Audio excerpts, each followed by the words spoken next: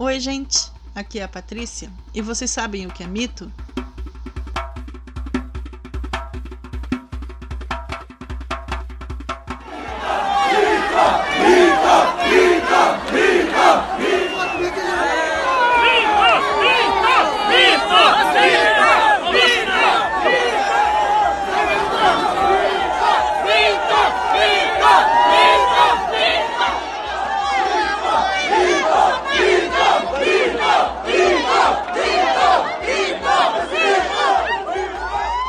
Não, mito não é nada disso.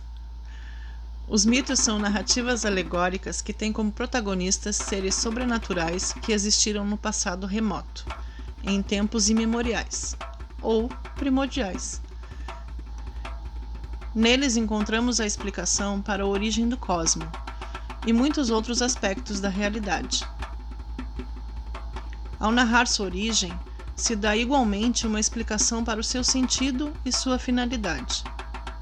Os mitos, enquanto narrativas, foram os primeiros discursos elaborados sobre o mundo e as coisas. O mito conta uma história sagrada, relata um acontecimento que teve lugar num tempo primordial, o tempo fabuloso das origens. Em outras palavras, o mito conta como graça as ações primordiais dos seres sobrenaturais. Surge um fato qualquer ou a realidade total. O mito surge como uma narrativa de criação.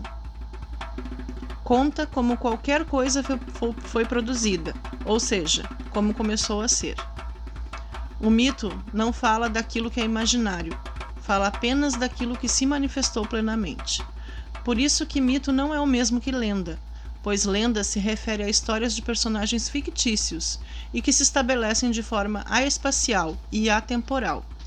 Isso significa que as lendas não possuem vínculos com um local ou um tempo.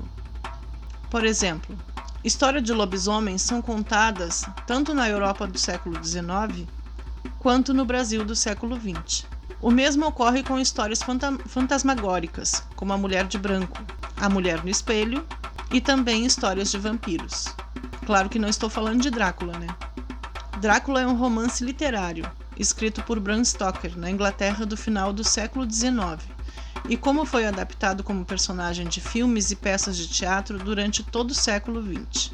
O Drácula de Stoker foi embasado nas lendas de vampiros que já existiam na Europa, mas o próprio Drácula não é uma lenda. Ao contrário das lendas, os mitos são histórias intimamente relacionadas com um lugar, território ou região.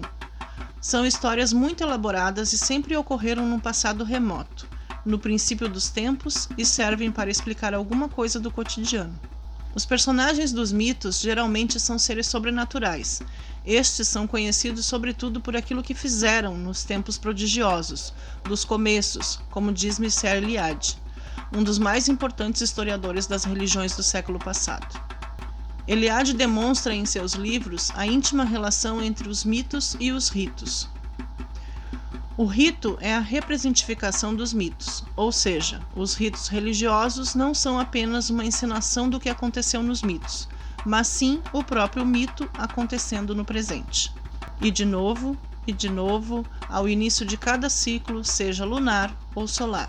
Assim, o mito nunca morre, e nós mesmos passamos a fazer parte de suas histórias. Foi deste modo que os seres humanos foram ordenando a realidade, descobrindo certas regularidades, impondo uma ordem, causalidade e previsibilidade. A natureza deixa de ser caos para passar a ser entendida como um cosmos, isto é, um mundo ordenado com as suas leis. Na Grécia Antiga, o nascimento da filosofia não significou o fim do pensamento mítico, muito embora os filósofos ansiassem por isso. Os mitos persistem até os nossos dias. Podemos descobri-los por detrás de certas filosofias, mas também em muitas das ideias atualmente desenvolvidas na ciência. As principais fontes a esse respeito foram escritas no século VIII, antes da Era Comum, por Hesíodo, por meio de sua obra Teogonia, e por Homero, com as mais que celebradas obras A Ilíada, onde narra a Guerra de Troia. Homero também escreveu a Odisseia, que conta as dificuldades pelas quais Odisseu, um dos heróis da Guerra de Troia, passou no regresso à sua terra natal após o conflito. Espero que vocês tenham gostado desse vídeo. Assistam os outros vídeos para ter acesso ao resto do conteúdo que estamos oferecendo. Bons estudos e muito axé na sua vida!